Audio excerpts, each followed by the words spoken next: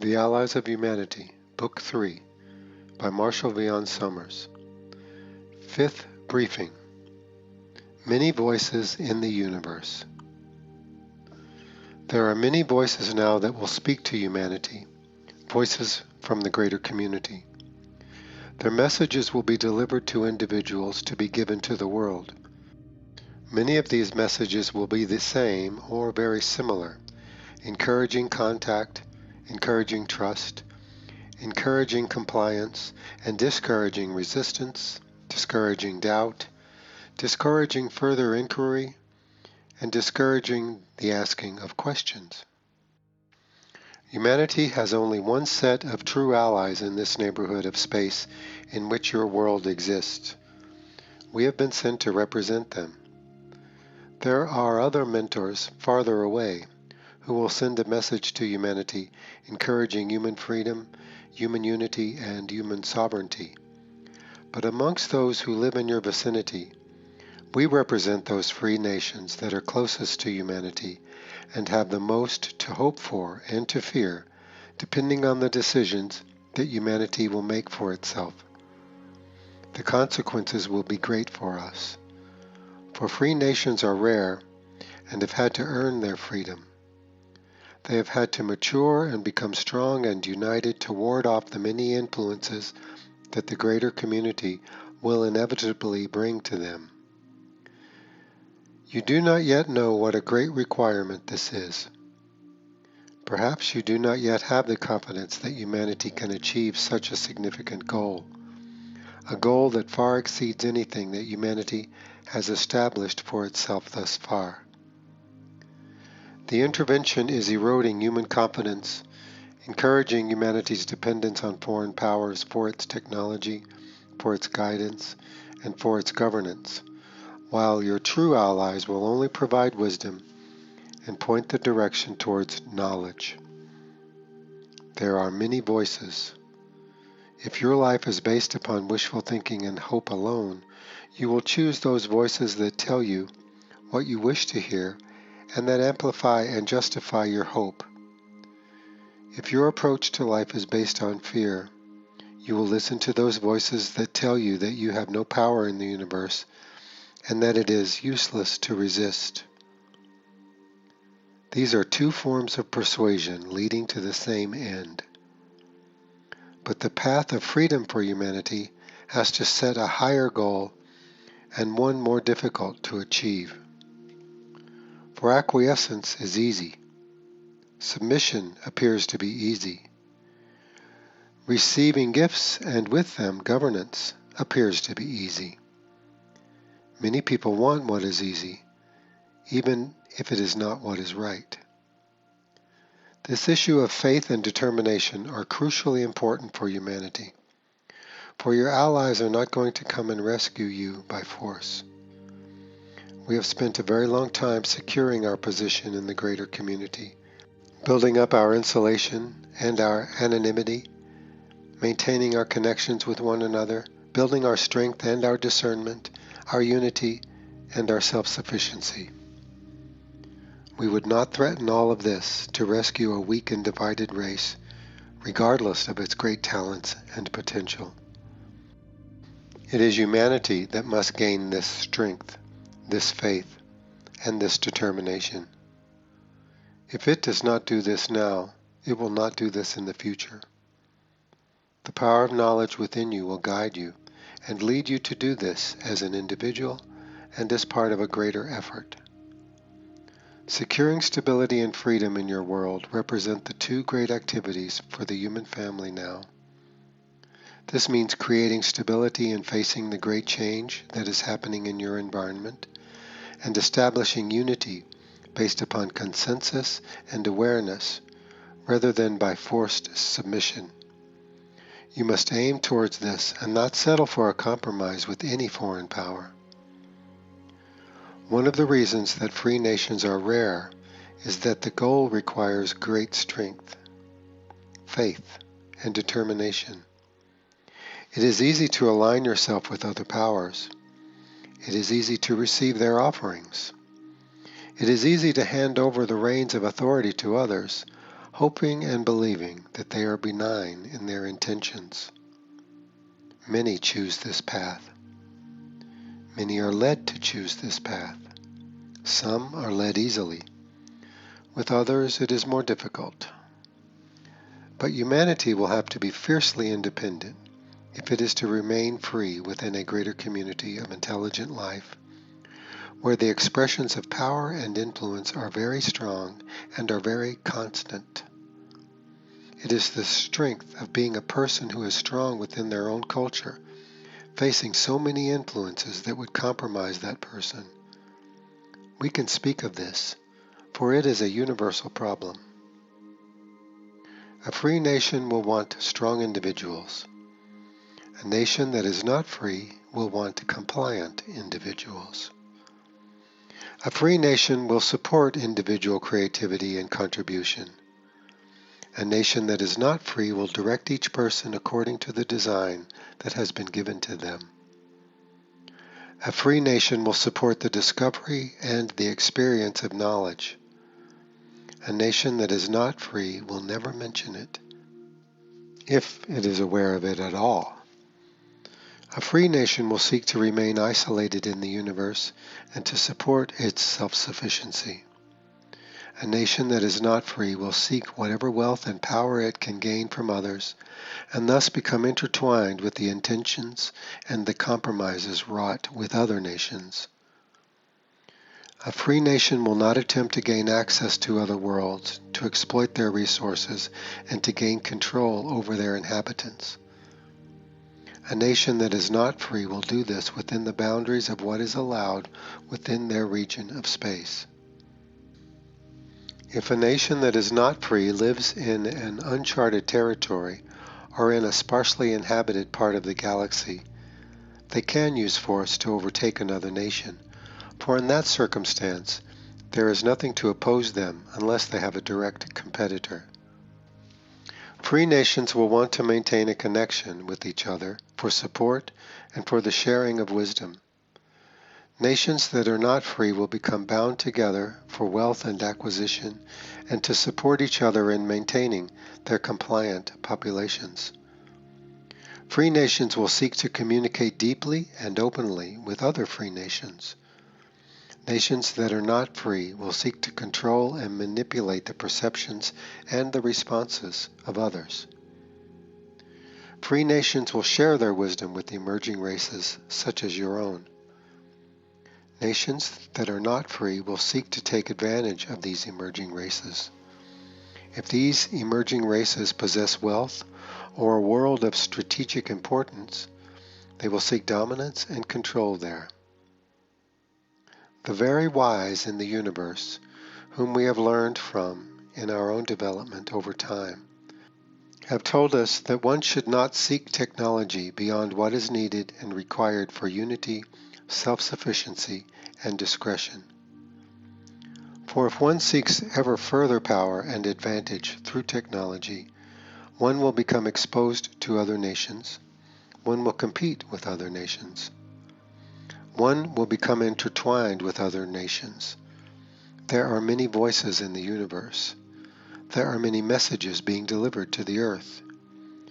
You must evaluate them based upon their content and upon your connection to knowledge. You must want the truth above and beyond any other advantage, or your desires will blind you, and your beliefs will lead you astray. It is a difficult challenge to be the race that is discovered. It carries with it a great responsibility and a great danger. Humanity has no defense yet against such intrusions, nor does it recognize the danger that exists at its borders. You are living and thinking as if you lived in isolation, without realizing that your isolation is over and that you will never have it again. You have reached a point in your development where other races will attempt to persuade you and influence you on an ongoing basis. You possess wealth, and yet, to your advantage, knowledge has not been taken away from you. You have maintained your religious traditions. You have maintained awareness that you have a connection to a divine source beyond any worldly power. You value your conscience still. Knowledge has been kept alive in the world for your benefit. Now you need it as never before. Knowledge has told us to prepare these briefings for the benefit of humanity. Knowledge has guided us to take great risks to ourselves, to come into the proximity of your world, to closely observe the intervention that is occurring here. Now that our briefings have become public, the intervention is aware of our presence and has tried to find us. To avoid capture, we have left your region and are in a secure position far outside your solar system.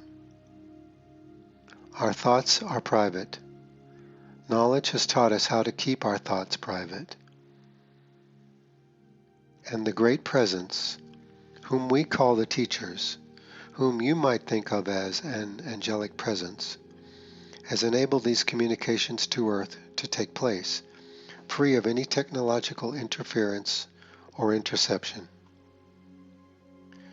We have great assistance in this matter, and humanity has great assistance as well.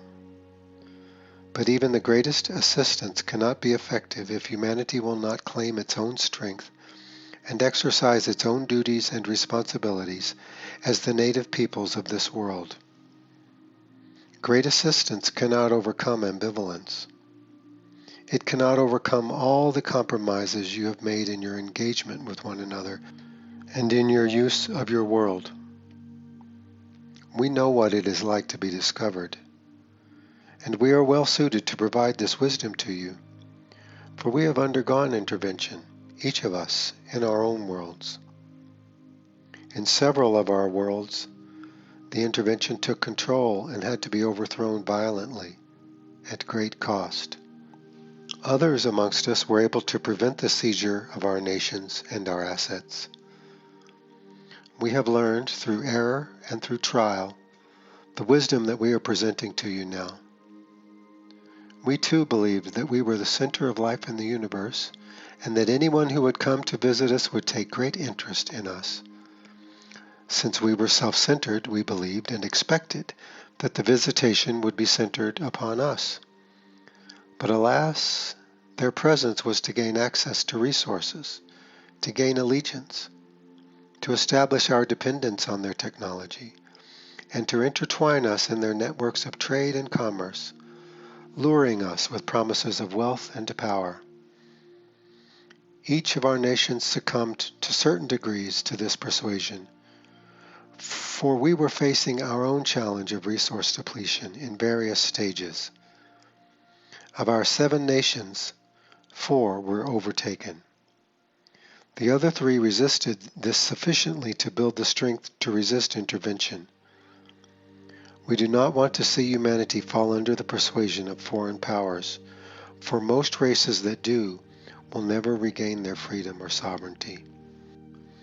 It is a critical time of decision in how you will live, how you will use and preserve your world, and how you will engage and discern the greater community.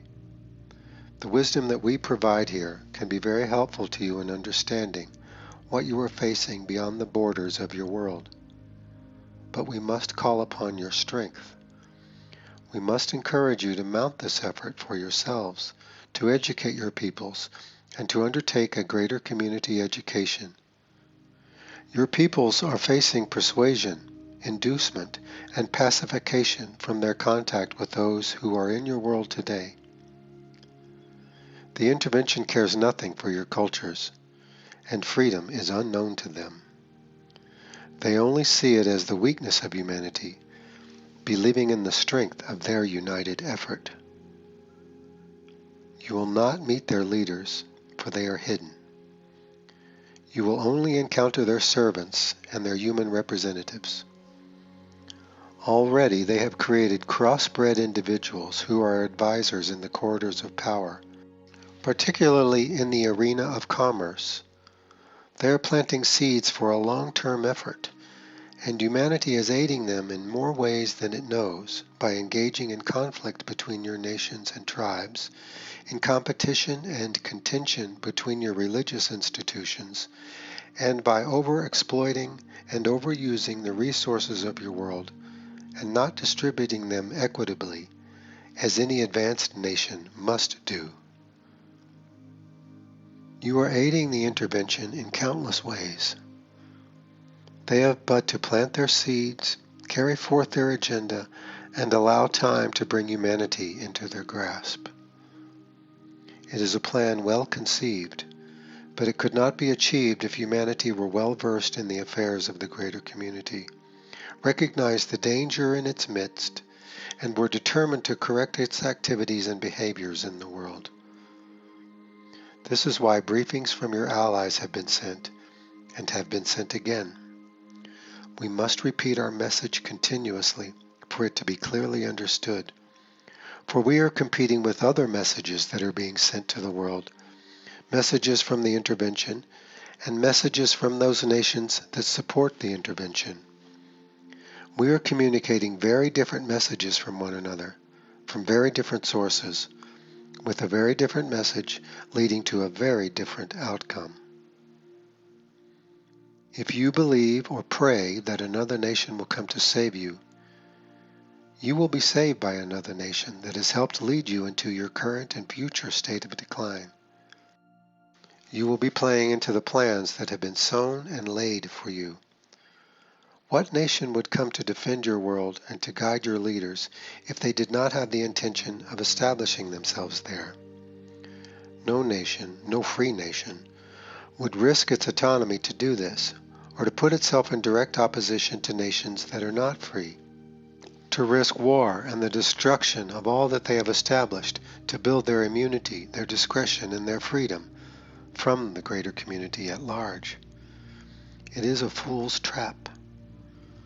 You do not yet see that those who would come to save you are but the competitors of those who seem to threaten you, or even in some cases are working in concert with them. One will weaken you, the other will seem to rescue you, and all this behavior will be done in compliance with what is allowed as long as humanity does not show significant resistance to the presence of foreign races. Like many general rules, there are many ways to get around it, many ways to use it, and many ways to exploit it. The regional powers that hold such sway in this region of space simply do not want war or outright conflict. They do not want their networks of trade to be disturbed. A few will take interest in the possibilities for your world, but most simply want to maintain the great networks that they have established and on which they are now dependent. Your true friends in the greater community will not try to take over your world. Anyone who comes into your world and interferes with human affairs must attempt to control human awareness, perception, and behavior to their own ends. Even if they believe they are doing this for your benefit, they must still seize control and exert their influence in ways that will undermine your future and your freedom. The wise in the universe know these things. The unwise either do not know or choose not to listen. The fate of humanity will be determined in the next several decades by how humanity faces its own environmental crisis and how humanity chooses to deal with and to respond to the intervention that is in the world today. It is a time of great choosing, a time of great risk. We know this. We had chosen incorrectly and then correctly regarding our encounters with life in the universe. But we had others like us to advise us, for not only did we have allies in the universe, we had great friends beyond the visual range. Groups such as ours were sent to each of our worlds to advise us and to help us to prepare through knowledge and wisdom. They did not take an active part in our liberation. They were only mentoring us towards our freedom and educating us as to what freedom would require and how it could be achieved. Every individual in the universe who is intelligent has knowledge within them. But in a highly controlled environment, the possibility of this knowledge to be stimulated and to emerge becomes very, very small. We would consider life in these nations intolerable and extremely cruel. There you are just simply used as a resource to serve the existence and the survival of your group and the powers that lead you. There are even nations in your world today who are leaning in this direction. We have seen this and learned this through your communications, through your foolish broadcasting. If you lose your resources, you will lose your freedom. Even without the intervention, this would be the case. To keep civilization from collapsing, strict order would be imposed with no allowance for dissent or disagreement. This is why the destruction of your self-sufficiency has called both your allies and your competitors to your world. Your competitors see a great advantage. Your allies see a great need.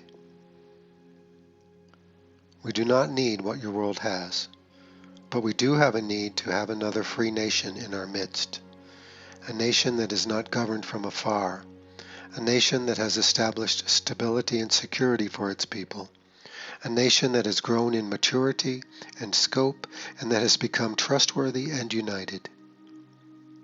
We support this throughout the universe, and we greatly support it within our own region. That is why knowledge has brought us in service to humanity.